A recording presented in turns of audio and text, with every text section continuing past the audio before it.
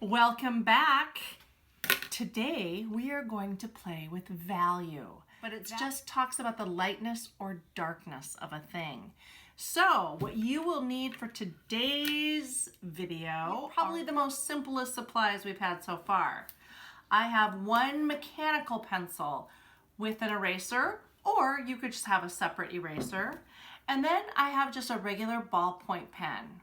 We're gonna see how we can build up dark values with just these basic tools, and then we'll do a little fun project that illustrates those ideas. So let's get started.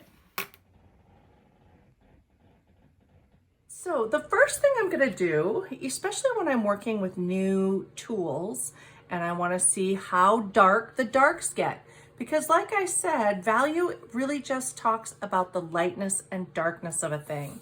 So one way to check this out is to make what's called a value scale. Your value scale could be as long and as short as you want, but get 5 different values. That means 5 tones that are of varying lightness and darkness. And what I do is I start with the lightest light, and that is actually the white of the paper. So from about here, I'm going to add something just barely darker than the white of the paper. And I'm going to go all the way up. And I'm not being super careful because right now it's not about how well I color in the lines. It's about really seeing if I can get a gradation of values. So now I'm getting a little bit darker. And now I'm gonna get a little bit, ooh, that maybe is too dark. I always start off a little bit lighter than I think I need, because then I have someplace I can go. I can always go darker if I have to. You know, if these mid-tones, that's what you call these middle values. If these mid-tones are really dark, you can't get really darker. Okay, let's see how dark this pencil can get. Wow, that is really dark. Okay, so what I can see now is this needs to be darker. So this is called a gradation. It is a gradual shift from light to dark. You can do that with color as well, which actually we will do later. But now we have these different values. And we can refer to these if 1 is the lightest light and 1, 2, 3, 4, 5, 6, 7 is the darkest dark. You often want to get the full range of value in your drawing. So here I have all, it goes from light to dark. That's a pretty good example of a pencil value scale. Let's see what we can do with a pen. You can use pressure sometimes to make a lighter value with a pen. If I draw a strong line here and a light line here, barely pressing, you can get a little variation, but pretty much for the most part, a pen, it either is or it isn't, much like a Sharpie. So how do you make a value scale with a pen then? I'm so glad you've asked. The way we get lighter tones with pen is by how much of the paper is shining through. For lighter tones, you want more of the paper showing through between the lines. So here I'm going to make my lines or my marks a little closer together. Oh, I'm getting kind of dark right away. Here, maybe I should start backwards. How dark can this pen get? The darkest value when it comes to a ballpoint pen, it would have no white of the paper shining through, or as little as you can get. That's really dark. Okay, now my next value will have a little bit of the white of the paper showing through. And a little bit less. So I'm getting a little bit of value shift. I think if I had to do it all over again, I would not get so dark so fast. Again, this isn't about making a perfect value scale. It's about seeing what our materials can do. So even though it's a ballpoint pen, I still have a good range of value. Now, what are we going to do with that? Let's make an octopus. And what we're going to do is we're going to use 0 outlines to describe our octopus. We're only going to use value.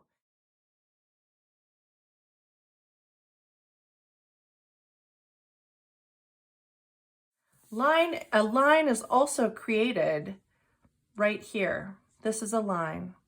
And that is where 2 different values or colors butt up against each other. It creates a line. So you don't have an outline, like you don't have a singular line, but there is a line there. We're going to practice using value to make a line that way. So I am going to use my pencil to draw an outline first, so I know where my values go. I'm going to draw an octopus, and it can be really simplified. Big bulbous head, right? Just kind of a half circle. And now how many legs do they have? 6? Just kidding. The secret to this part is we want the legs to cross back and forth over each other. So I'm going to draw 1, and I'm just doing really simple tentacles, basically like a noodle. Maybe this one will go, oops. This one will go this way. 2, 3,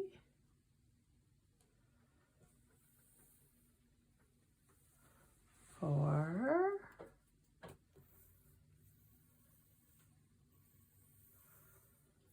5,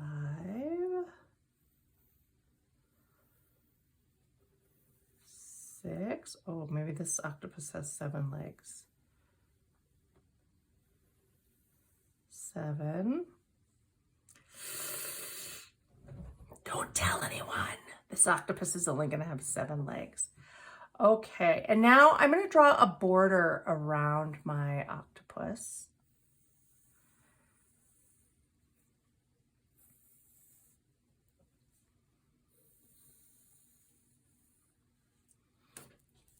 And how about some eyes?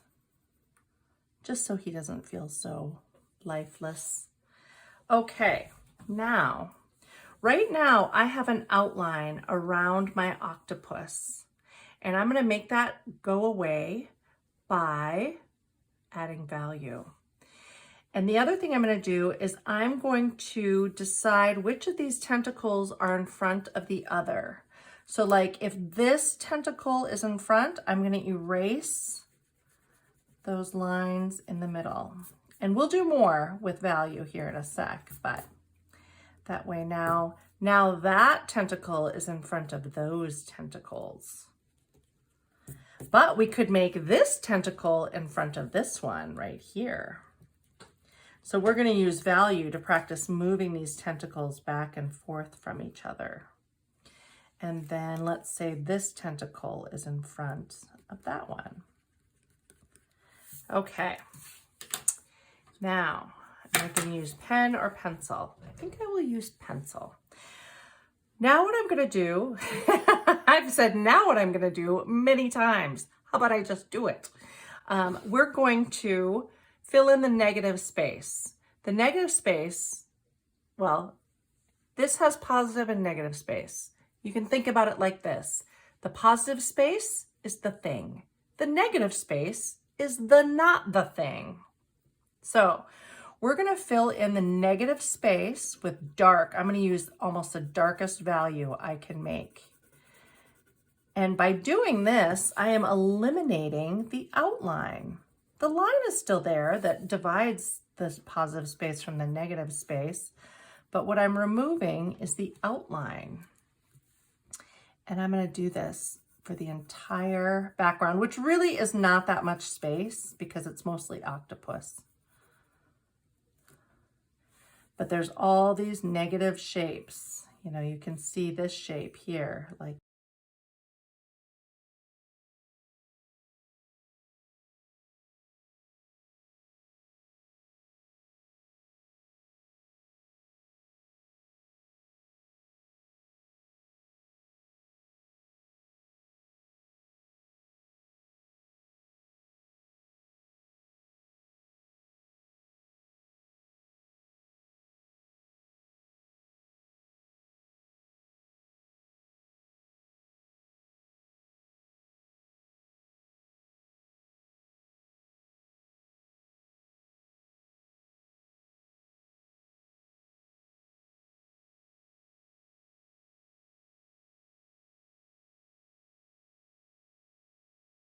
Right, so I have filled in all of the negative space, and that is all of the space surrounding the positive shape. All the line is created just by having this dark shape next to this light shape.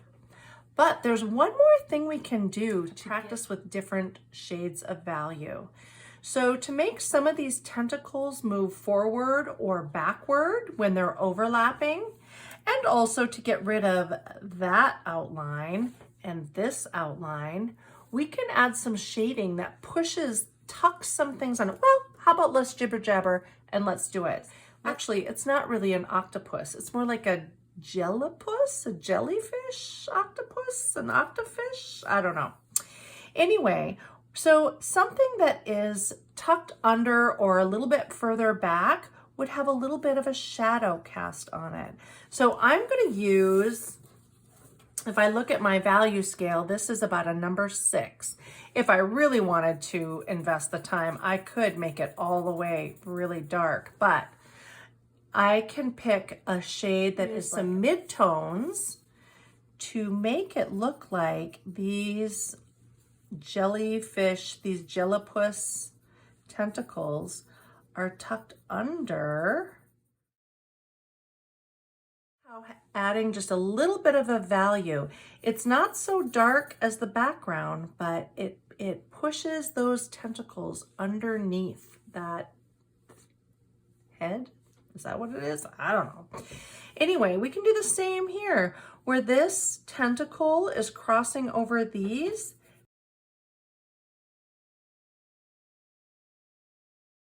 Things that are behind can be in the shadow a little bit and just have a little bit of, all right, now this one is behind this one, so I can do the same here. The fact that it's overlapping already suggests that something is behind and in front. But now adding these values just reinforces that idea. And we'll come up here and do this one too. Maybe this one is.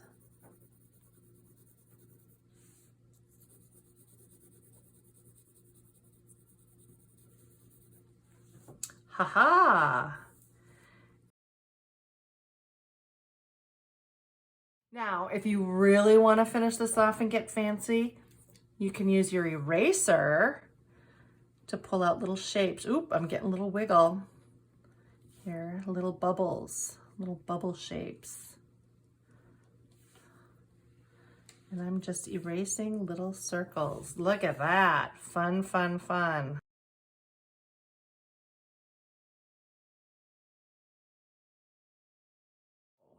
When you are looking at a drawing that you've made and you're curious, like, oh, it doesn't look like it has that much depth, one thing you can do is you can take out your value scale and you can compare and you can see, do you have the full range of value in your drawing? And if the answer is no, see what happens if you get some stronger, darker values in there or more contrast, whatever value you're missing.